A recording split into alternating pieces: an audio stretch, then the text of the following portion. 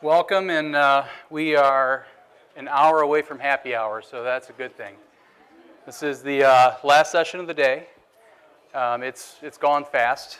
This is my second year here at the conference, and it just amazes me in terms of just all the knowledge that you can soak up in terms of each of these sessions. Now, quick disclaimer, I am not Patrick Bauer. And this is not the planning for the best, preparing for the worst, etc. session. In the spirit of being agile, Patrick's plane was delayed. So Patrick and I are switching sessions. I'm the 8:30 a.m. session tomorrow morning, and so Patrick and I are going to switch places, okay? So we are instead, we're going to focus on building blocks for an effective and efficient executive S&OP process. I'm going to touch on a little bit about Owens Corning, the company that I work for, give you a couple quick tidbits about myself, talk about the Owens Corning S&OP cycle, give you an overview of that, and then I'm going to go into what we consider the S&OP building blocks at Owens Corning that are the foundational elements to success for us, and then summarize with key takeaways. So first, without any further ado, Owens Corning at a glance has been around for about 80 years. We were founded in 1938. We have three strong businesses, which I'm going to touch on more in a moment here. We have about 16,000 employees worldwide, and we operate in 26 countries around the world. We've been on the Fortune 500 for 62 consecutive years, and this last fiscal year of 2016 had just under $6 billion of sales. If you look at our three business units, they're very different, but similar. The one that I think most people are probably most familiar with is the one in the center, which is our insulation business. This is the insulation that you'd see at a Home Depot or a Lowe's that you'd put inside of your walls when you're doing home construction or new home residential construction. And for those of you as old as I am, you probably remember the Pink Panther commercials in terms of rolling out the insulation, the attic, etc. So that's a proud mascot of ours. Another business we have, though, on the left here is the roofing business. And this is our roofing asphalt shingles business. And what we do is we have, the asphalt shingles, a variety of components, underlayments, accessories, etc., that we sell along that create full roofing systems. And then the final business, and all of these businesses are roughly about the same size, is our composites business. Now this is the business that I work in, and this is a business that's been more challenging for us to explain to our investors. And in fact, it's probably one of the most challenging businesses in Owens Corning. It doesn't make as much intuitive sense in terms of the products that we sell, and I'll kind of cover those in a second, as you can think about a bat of insulation that you put into a wall or a roofing shingle that you put on your roof. Instead, in the composites business unit, what we do is we manufacture essentially glass fibers that are specialized in terms of the different resins and the diameters and the properties that we add to them, and they go into other manufacturers' processes. And you're going to be much more familiar with those products than ours. So with that being said, as we look at kind of what some of our markets are in the composites business unit, we have a large portion of our business that goes into the building construction area. And for example, we're vertically integrated, so all of our roofing shingles, the composite fiber mat comes from our composites business. And then what we do is we take that mat, we spray it with asphalt, we coat it with granules, and that's what ultimately goes on your roof. But we also have a big presence in transportation. In the consumer, you can think of like boat hulls in terms of the fiberglass. Our product goes and is the key ingredient in that. Industrial piping. And then, a lot of people think of power and energy. So if you think about those mega windmills, those turbines, those blades are constructed from our fibers. So really, what is a composite? And so what I've done here is I've got a few of our products shown up here that we sell. We've got Type 30 is a specific branded product. We've got rovings, we've got mats, we've got wucks, and we've got ducts. all of those mean absolutely nothing to you and meant nothing to me when I joined Composites either. But the key thing is all of these are different materials in terms of different outputs that we produce that are key products that go into some of those markets we talked about. And so really what a composite is just a combination of two things. And in our case, it's a glass and a resin. And a technology that we use to make it specific to the needs of the end market we're selling into. And why would you want to use glass? Well, there's a variety of reasons. It adds dimensional strength, it reduces weight, it resists corrosion, so on and so forth. So there's a lot of benefits. And if you think about the macro trends that are going on and trying to get more mileage in terms of your vehicles, et cetera, there's a lot of markets that we're going into with our products to be able to go and satisfy those needs. So if we think about the diverse range of applications, I've already talked a little bit about the properties that are important here. It's the lightweight, durable, corrosion resistant. Those provide attributes that are important to our customers. Energy efficiency, durability, so on and so forth. And again, it goes into your wind markets, your transportation, fiberglass ladders, so on and so forth. So that's kind of the range of applications that we have. And then if you look at our business, we've got a global footprint. And so again, we've got, in our composites business, it's probably the most global out of all of our businesses. The other ones are a lot more focused in North America. We have the #1 position in the world. And indeed, most areas we are the #1 position with probably the exception of China where we have an emerging position there. And if you think about this global footprint, now as I start to get you away from kind of about our business, you start to think about how we're organized from a supply chain to be able to support this. And the way that we're organized is in each of our major regions. So we've got the Americas, we've got Europe, and we've got Asia Pacific. We've got a regional supply chain that reports up into the general manager for that particular region.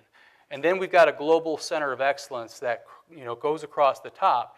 And really, that's the group that I report into. And our goal is to make sure that any decisions that we make are to the benefit of the overall global enterprise rather than just the P&L of any one particular region. So that's kind of a little bit of a flavor for kind of where we're going. Now, I'll tell you a little bit about myself. I'm currently the global S&OP leader at Owens Corning. I've been doing this role for, it's going on 2 years now. I was in the same seat as you guys last year at this time. Really like this conference. Recommend it to anybody. You're going to get what you put into it. I recommend that you try to go to as many of these sessions as possible. Try to network as much as you can with your peers. There's a variety of different maturity levels in terms of supply chain that you're going to see at this conference. I think you can learn from anybody, whether you're a stage 1 or stage 4. I've had 18 years of what I'd say is cross-functional experience. Emphasis in supply chain, but also systems and process improvement. I'm a proud Wolverine. Both my bachelor's and my master's there. Go blue for any fellow Wolverines. There we go. And I'm not here, the key thing I want to point out is I'm not here as an expert, but rather as a fellow practitioner. And really, I'm excited to share the journey that we've had at Owens Corning and Composites in terms of developing our executive review into something that's really well received by our leadership. So I'll kind of back up and give you a quick history lesson on this. When I first joined, we have, and I'll get to this in a second here, we have an executive that's passionate about S&OP. That's a huge, huge deal right there. That's probably the biggest thing that you need. But there was dissatisfaction in the way that the S&OP was operating. And as I had a chance to sit down with him and with my now leader, et cetera, and talk through some of the things that the satisfaction was generated from, it seemed like simple things. People would, like the pre-read, would come out 24 hours in advance, and then a revision 12 hours in advance, and then another revision 3 hours in advance, and another revision 1 hour before the meeting. And then you'd get into the meeting, and people would be like, I don't know what you're talking about with this number. I've got this number. This doesn't match mine. And so you'd have all these things where we were tripping over ourselves, over what seemed like the simplest things, the blocking and tackling, et cetera. And so that's one of the things that we set out, and you'll see that in the theme of how I set this up, of we were going to attack and fix that early on because there was no way we were going to be successful in what we wanted to do without getting those barriers taken care of first. And so what's in this for me? Again, as I said, last year I was in your seat. I had a chance to get make a lot of contacts, talk to a lot of people, and through the benchmarking that we were able to do, it was great because we were able to share some things that we were doing well, but then we were also to learn from some of the people that we benchmarked with in areas that they had innovative ideas that we were able to steal shamelessly and roll that into our process. And so I think benchmarking is one of the most important things that you can get out of this conference in terms of kind of making those connections, talking to each other, and learning from what works well and what doesn't. So as I talk to the Owens Corning S&OP cycle, it really starts at the beginning with your strategic priorities. So it's important to understand where you want to go in terms of the blueprint for the year, the next several years in terms of your product life cycle, what products you're introducing, et cetera. It's very important to understand what your strategic growth initiatives are, whether it's revenue, EBIT, what are the imperatives at the top in terms of are we trying to drive down working capital, et cetera. So all of those strategic priorities are what you start off with. And then the first phase that we have is our product portfolio management. Now, what I want to be clear on here is we by no means are experts in each of these different buckets. We're at different stages of maturity in each one, and this is probably one of the ones where we have the most opportunity for growth. Because I think we're pretty good at introducing new products when it looks at new product introduction and the process around that, et cetera. What we're not very good at is when we go through the renovation stage of the exit of the product life cycle, and we see that a product is dying, is not profitable, et cetera, and we just can't get the sales guy or the marketing guy to kind of kill it because it's strategic to a certain customer or it's going to come back, et cetera. So there's definitely opportunity for us to improve there. That product lifecycle management flows into the demand management process, which I think several of you guys do, which then flows into our inventory planning.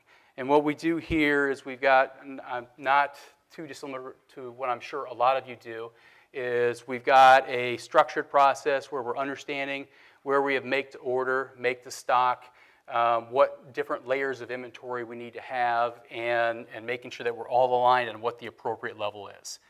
That flows into the supply planning process that we have, which we do our rough cut capacity planning process, aligned around the globe. And then finally, this culminates in the executive S&OP review, which is where I'm going to really kind of dive in and spend the rest of the time in this session. And what you'll notice in the center here is you'll notice we've got our operating rhythms. We've got 4 key operating rhythms around cost, cash, and service with forecast value added in the center. So these are all things that we're trying to drive that are key KPIs inside of our process and that have the way that we do it is it may not have a focused attention in every S&OP, but it has its own carved out operating rhythm and meeting and structure every single month on its own with the right audience. And we report in a scorecard at the S&OP in terms of how we're doing and where we need assistance. So now what I want to do is I want to turn our attention to the building blocks. But before I do that, I want to kind of talk about a concept.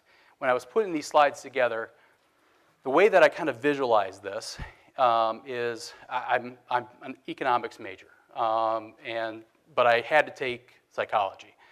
And I don't remember much from psychology, but I do remember this one concept around the basic human needs. There's a pyramid, I think it's Maslow's pyramid, a hierarchy of needs. On the bottom of that hierarchy is your need for safety and shelter and food and so on and so forth. And as you go up that hierarchy, you get to a tip where you're working on self-actualization, where you're really looking at trying to just make yourself the best person that you can be. And so as you think through these building blocks, that was what I had in mind, which is there are some things that we're going to start off with that are foundational. And like food and safety and shelter, if you don't have these, you really don't want to go on to the next level. You've got to get these foundational elements right, okay? So the first foundational element, and I struggled on the first two, on which one to put as the first, but the one that I put as number one is executive engagement. And to me, this is a challenge, because this is a chicken or an egg type of thing. I don't believe that you can have an effective S&OP process without executive engagement.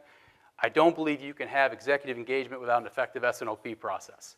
So the question is, how do you kind of reconcile that? And again, I shared at the beginning, my full disclosure is I was really blessed coming into this role.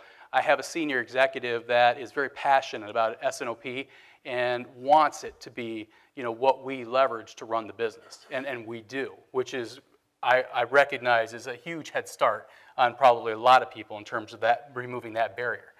So what can you do if you're not so lucky? Well, to me, it comes back to, again, what's in it for me. And as I'm thinking like an executive, we need to help them to understand the value of them being involved. Now, there's a number of published articles that you can go reference that'll talk to, what companies with effective S&OP can gain in terms of, better margins, better working capital, so on and so forth. So I'm not going to sit here and talk about that to you as much, but I think I'd encourage you to do that research. But the key thing for me is even stepping back a level, being more proactive. The story that I would share is being more proactive allows us to avoid those fires, allows us to have better service, which supports revenue, which creates this virtuous cycle. And instead of being in this vicious cycle where we have to go and continue to expedite and we're failing on service and what have you, it allows us to really get out in front, be more advanced in our planning, and ultimately lower our costs, improve our service, and improve our margins and our business results. An example that I'll give you that you can say that if you want, some guy at an S&OP conference shared this example, is we had last year, we had a scenario that we were running in our S&OP, and I'll get to more of scenarios later on in the presentation. And the scenario was around really an upside and a downside situation in one of our product family markets. And looking at our forecast and everything that we had looking out, we thought we were in pretty good shape. We're like, we can handle a lot of the variability that we expect. But as we did our extreme upside analysis, what we found is we had risk. We had risk that we could not cover the extreme upside. Now, mind you, this product wasn't very profitable in and of itself, but it was a very key input to our sister business in terms of one of their products, and the full chain was hugely profitable. So if we run out of this product, at least this is the advice that was given to me when I got in this role, is don't run out of this product because you'll be in the CEO's office. So we talked through it and we said, look, here's the scenarios that we see, the different probabilities. We can make this investment, which is in CapEx, in terms of this capability that would allow us to produce more. And if we do it, we're gonna win if we get the upside. If we don't do it, we're gonna really be in hot water. However, if the upside doesn't materialize, we've got some fancy furniture that's kind of sitting off to the side, not used. Ultimately, we made the decision. It was a collaborative, cross-functional decision to take the risk with the CapEx, knowing the risks on the upside that we wanted to be able to mitigate. The story is great because the upside came, and we were able to service it, and it was a great situation. Now, what I'll tell you is it could have played out differently. It could have been the upside maybe doesn't come, and you're stuck with this investment that you made. The key on that, the value, is that we did that together as a team. We looked at it, we recognized the pros and the cons, and made that decision, and it was a big win. And that is one of the rhythms that we've kind of gotten into as we've gone through this process. The other one, this is the one that I struggle with as well in terms of whether this was number one, is what I call blocking and tackling. There's absolutely nothing fancy about what I'm going to share with you on this. But I'll also tell you, if you don't do this, you're dead in the water. And think about it this way, a football analogy, you're going to go put in the fanciest spread offense, you're going to put in a really complex defense, your guys are going to be just thinking, and you're going to have great strategy, but you haven't taught them how to block and tackle. You're not going to do very well. You've got to get those basics down first and foremost. So this is one of the things that we really focused on early on, because the feedback to me was this is one of the areas where we were failing. So tips from my experience. Before the meeting, one, get your meeting scheduled for the full year in advance. And what I'll tell you is executives are busy. Get it out there. Make friends with their admins. They're going to save your life, and they're going to help you to kind of get everything coordinated. Make sure you've got all the right players included. It needs to be, really a cross-functional experience with, sales, finance, your market intelligence, so on and so forth. Everybody needs to be involved in this. And this is probably one of the biggest ones that should go without saying, but it's something that gets missed, is you've got to spend the necessary time to vet the numbers, make sure everything's accurate, that everything ties out in terms of across what the finance team is going to expect to be the number and what you're saying is the number, what the regional team says is their number, so on and so forth. A really good tool that I use, I'm a Six Sigma black belt in a prior life. A really good tool that I use, and I'm not going to spend too much time going into it here, but it's called a failure modes effects analysis. And one of the first things that I did, based on the feedback that I received, was I did a full failure modes effects analysis on all of the ways that our S&OP process could fail. And so there were things like misalignment with the regional team in terms of the number, or the finance team. There was a data integrity in terms of from our ERP system transfer to our S&OP system. So we covered all the different gamuts. We went through and we scored each of them in terms of their risk, and you can look it up online. It'll show you how to do that. And then for each of them, the key thing is you go and you figure out a way to put in preventative or detective controls that allow you to contain the problem before it hits your customer, and your customer being your executive S&OP team. So then we also maintain a consistent structure and a repeatable cadence. I love templates as much as possible. Don't try to create your presentation from scratch every single time. There's going to be some standard views and some standard ways that you're going to talk about the business, et cetera, that all you need to do is plug and play the new data and then go and put your insights in and have that conversation. And then a big one, no surprises. Send the pre-reads out 24 hours in advance. Make sure you're good. Don't keep sending revised ones. And then another thing that I do that's been well received from our general managers is I actually will send the pre-read out, and then I'll send what I call a general manager primer out to just the general managers. And I take them through the slides and I say, hey, on slide 8, to our North America GM, this is going to be a hot topic. I'm going to ask you to describe what's going on with this supply risk that we foresee, et cetera, and how we're going to mitigate it. And the key on that is I don't want the general managers to get in there and be surprised. I don't want there to be drama. And I want to have a good conversation where I turn to that GM and she says, okay, this is what the problem is. Here's who's involved, how we've assessed it, how we're mitigating it. And that makes it a very productive meeting versus dramatic and a lot of fireworks and not very productive. And then continuing on the blocking and tackling theme, during the meeting, again, a lot of this is common sense, I know. Each meeting starts with a closeout of actions from the last meeting. So you're making sure that people understand that, hey, we made all of these decisions, we talked about these action items, they got taken care of. We're not just saying it and letting it go as we move on from one meeting to the next. We try to keep simple and consistent. And actually some advice that I got from last year was don't try to dazzle them with your PowerPoint skills. You've got to be careful about that. Anytime you're putting something together, try to make sure that you want it to be visual to tell the message as much as possible, but also be careful about overdoing it to where you start to confuse them. And also some feedback that I received from our vice president was don't overpack the meetings. This is one of the mistakes that I made early on is I wanted to get everything in. And I would sometimes cut the conversation short because I knew we had all this stuff to get done on the agenda and we were lingering on this one topic too long and we were going to run out of time.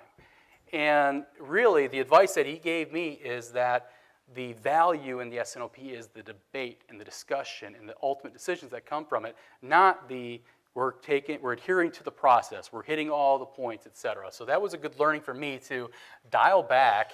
And now what I use is if I have a lot, I prioritize and I'll put a time permitting section in there that in case we do run ahead that we can get to. But I'll put the critical stuff up front.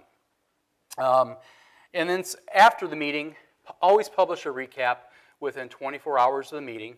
And then you want to make sure to monitor and close all of those action items. Okay, and so what you're trying to do is build a reputation that, hey, you're reliable, you're going to take down the action items, you're going to make sure they get done, you're going to follow up, you're going to follow through.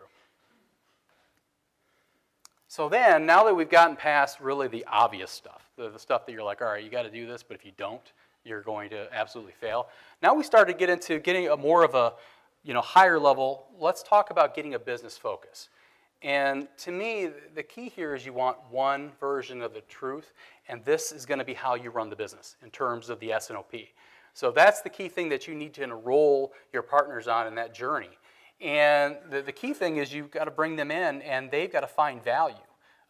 It's got to be a business review, not a supply chain review, not packed with cross-functional jargon that other functions are going to glaze their eyes over on you. So what you want to do is you really want to understand and actively try to understand what your business partner's needs are, out of this meeting. And I'll give you an example here. I know it's an eye chart on here. You'll be able to see it probably better when it comes out and gets published. But my VP of Finance was constantly getting asked by our CFO a question around what levers we had last year in terms of, as the year went on, if sales went up or sales went down, where we could dial back our production, dial it up, et cetera, to make sure that we're hitting our working capital numbers.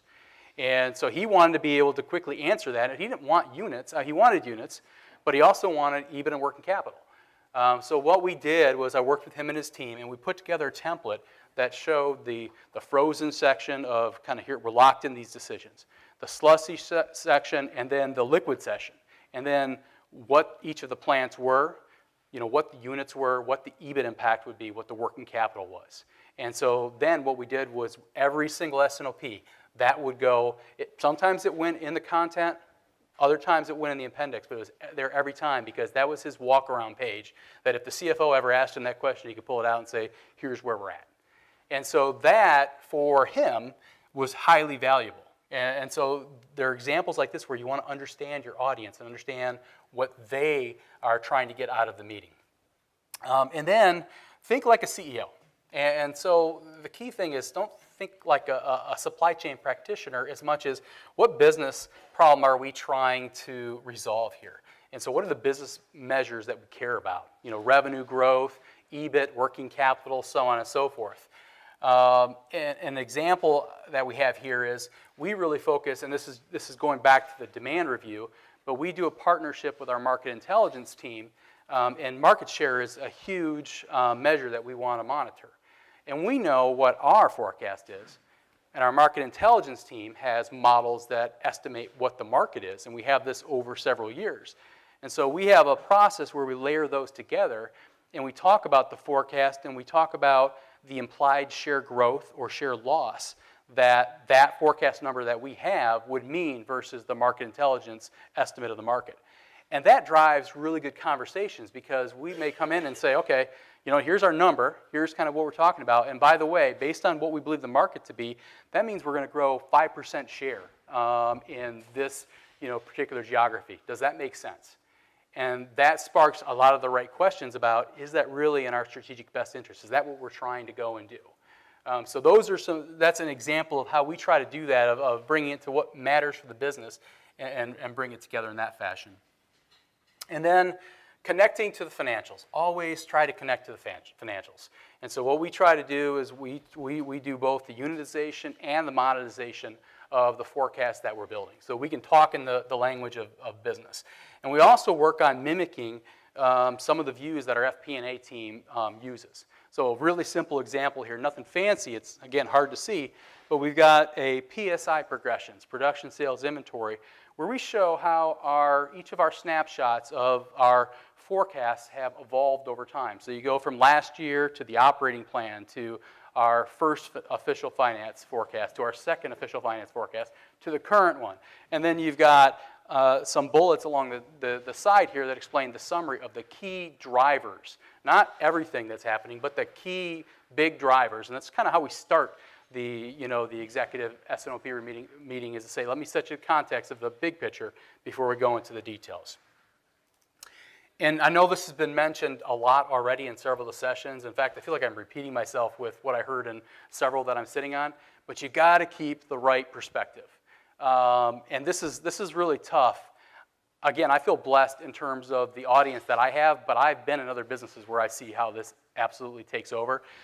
We're really focused on the 6 to 24-month horizon, but it can be so easy to get into what's happening this month, what are we doing, and get into the firefighting mode in the short term. And you've got to find a way to focus on not doing that. You've got to find a way you're not talking about the recent past or even the recent future. You're talking out along a respectable time horizon that allows you to be strategic and stay in advance of things that are going to materialize. And so that's one of the things that we really focus on. And this allows us, I believe, to provide more business insights and value that may not come from other perspectives. And a good example that we have here is this is a staple on the bottom of our S&OP process. For each product family, we have an inventory evolution chart that we show that has the last 2 years and then the next 2 years broken out by quarter. And then what we do is we show the progression of that inventory, and we also show the target levels that we need to get to, which is the target based on what we've calculated as the safety stocks, our pre-build, our cycle stocks, et cetera, all of those different attributes at the SKU level aggregated up. And so we have a framework that I think probably a lot of you have heard about that's a key KPI for us called Balanced Inventory Quality Ratio.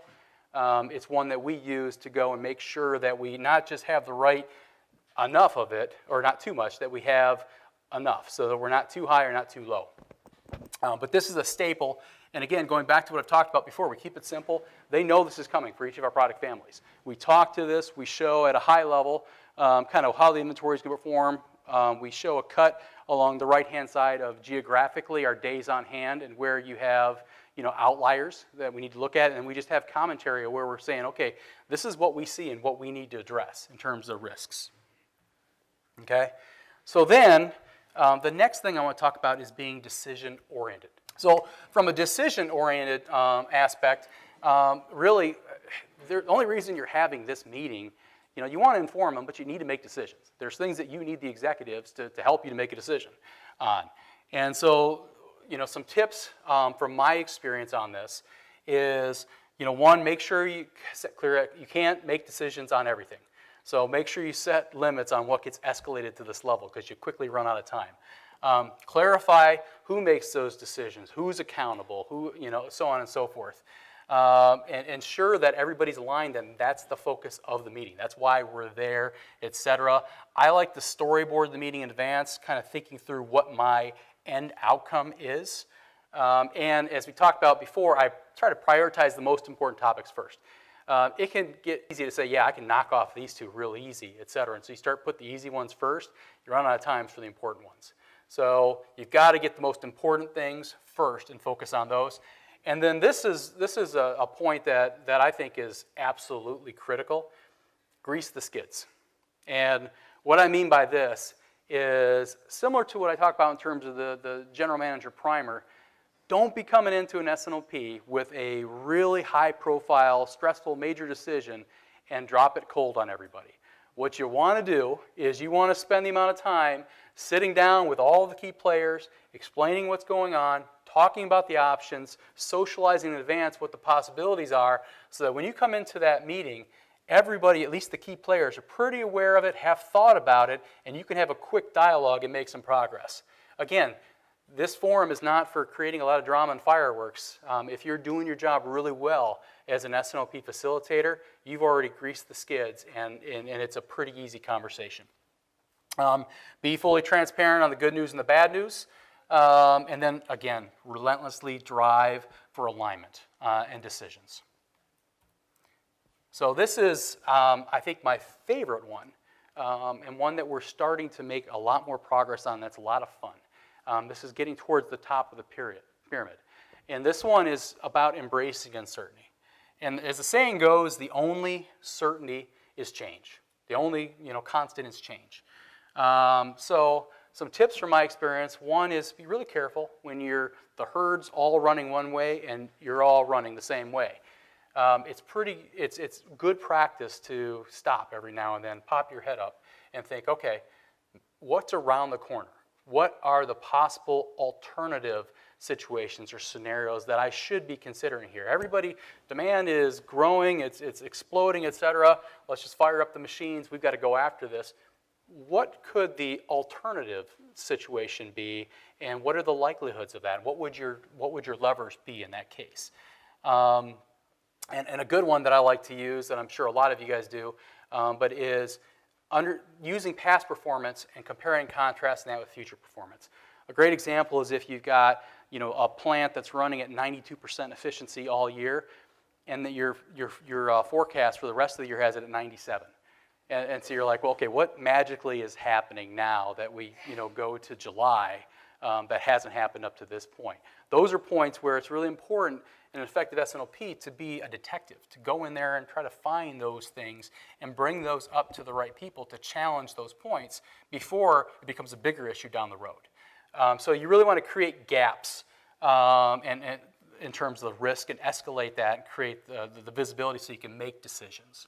Okay, and so then probably the favorite thing or the most fun thing that I've hadn't been able to do in this job that we're just starting to get into now is around getting a lot richer in scenarios and analysis work. And so what we've done is we've recently put in place a network optimization model and are doing some linear programming. And in each cycle, we challenge our rough cut capacity plan with our linear program. But then also, we're taking it a step further and doing what we call, iterative simulations. And so we're using kind of a concept of a Monte Carlo concept where you basically say, okay, I've got my demand, my most likely demand is, say, it's going to be 5, but it could be 3, it could be 8, and I've got a most likely, a low, and an upside, and I've got a probability that I apply. So I don't want to get too technical with you, but what we've started to do is really get more advanced in terms of the scenarios that we're bringing to the S&OP. So, we're looking at one right now where we've got, there's 7 scenarios that we're doing. There's different configurations of a capital expenditure option. And so we could invest and really ratchet up our throughput on a particular line, but if we do that, we lose flexibility for this other product. And so now what we're doing is we're running simulations to say, okay, with our demand ranging for this type of variability, how does this hold up? It holds up well when we say, here's what we think next year's forecast is going to be, but how about if I introduce uncertainty and I move that around? Does it still hold up well if my demand's up or if my demand's way down? Okay, so those are some of the things that we're admittedly just starting to learn and kind of develop that muscle, but I see a ton of ability for us to generate value by driving that in the S&OP process. Okay, so the last building block that I have, this is kind of our self-actualization point right here. We're at the top of the pyramid. And the key here is don't stop. Don't stop improving, because there's always opportunities for you to get a little bit better. There's always opportunity to Kaizen your process and say, okay, I can take out some time from this cycle, and then I can take that time and I can spend it better over here. Or I can automate this process, or I can create this additional value add that can help our executives to make a better decision. So really always look for ways to refresh and improve your process. Be candid in assessing your strengths and weaknesses. There's a lot of maturity models. I'm not here to kind of shill for any particular company or what have you. We use the Gartner supply chain maturity model. I think any one of the industry standard maturity models is good to be able to understand where you're at as a company, and then kind of basically dial in on where you need to focus in terms of improvement efforts. And that's what we've done to say, okay, we're strong in these areas, but we need to improve in these. So let's invest resources and run projects and so on and so forth.